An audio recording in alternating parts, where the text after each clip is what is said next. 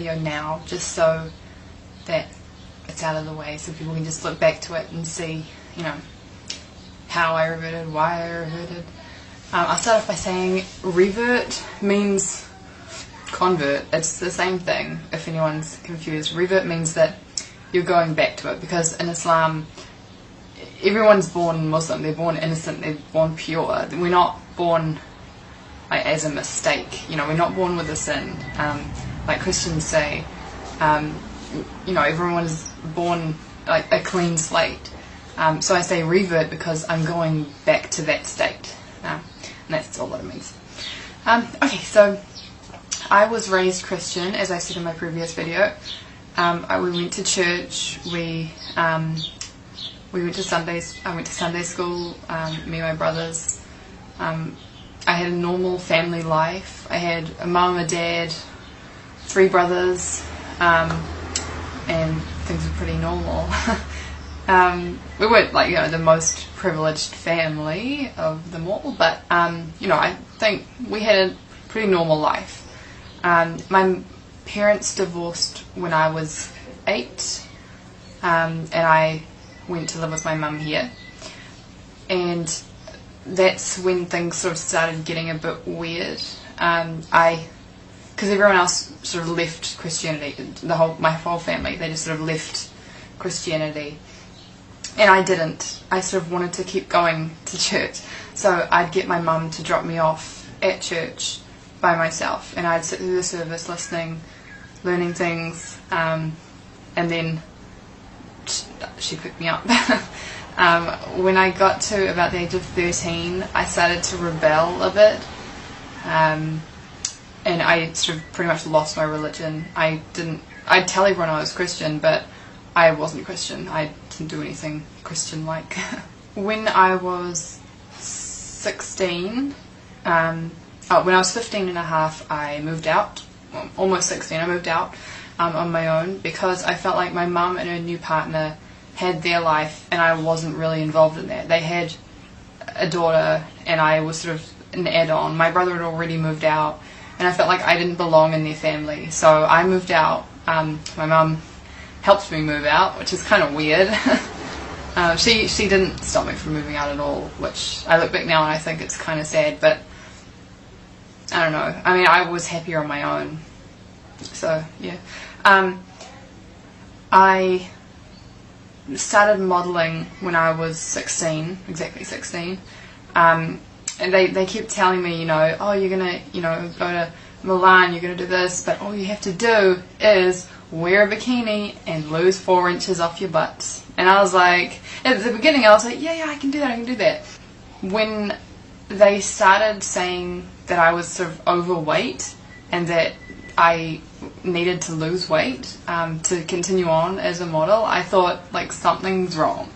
And I remember my last audition, or my last, you know, interview as a model.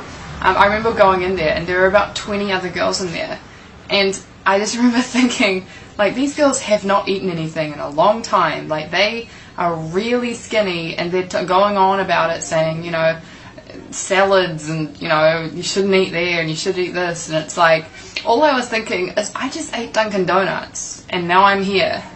I was like, I do not belong here, I want to go home.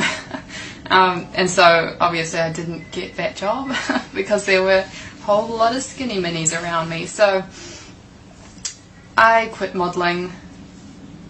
I don't think it was because of Islam. I think it was just more of me as a woman knowing my limit, because there was no limit with modelling. You know, models will do anything. Like, they will take off all their clothes, they will say anything, they'll be anyone. They'll starve themselves just to look good, just to have that one photo shoot, you know. And I just thought, like, there's more to life than that. So I said my shahada quietly, not like a big gathering, because I thought I didn't want a whole lot of strangers there, like, for like a big thing in my life. Not by myself, with another person, but I didn't want a whole lot of people there. My parents did not support me being Muslim. They still don't really. My mum puts up with it sometimes. She sometimes goes out of her way to like sort of put me down. She tells her, like, if she sees someone that we used to know that didn't know I was Muslim, she wants to tell them I'm Muslim to get a reaction out of them, for them to laugh or for them to say something insulting or something. When I was in my last year of high school, actually I had one more year, but I left after that year, I met some new friends. I made new friends in that year because I saw that my old friends were like going downhill a bit. They'd been partying and not studying and like that, and so their life was leading nowhere, and I didn't really want to be a part of that. So I made new friends. A few of them were Muslim. I didn't know that. I didn't, become friends with them because they were Muslim. They were just Muslim. Guys and girls, not just one. And I remember asking one time, I was texting my friend, and he said, "Can't text, I'm at mosque." And I was like, "What is this magical place you can't text in?" And he didn't, try and convert me in the text. He just said, "I'm at mosque, can't text." And I just thought it was so opposite to what you hear about Muslims on TV, because I grew up in New Zealand, it's a Western country, and I automatically had this negative view on Muslims, and I was so wrong.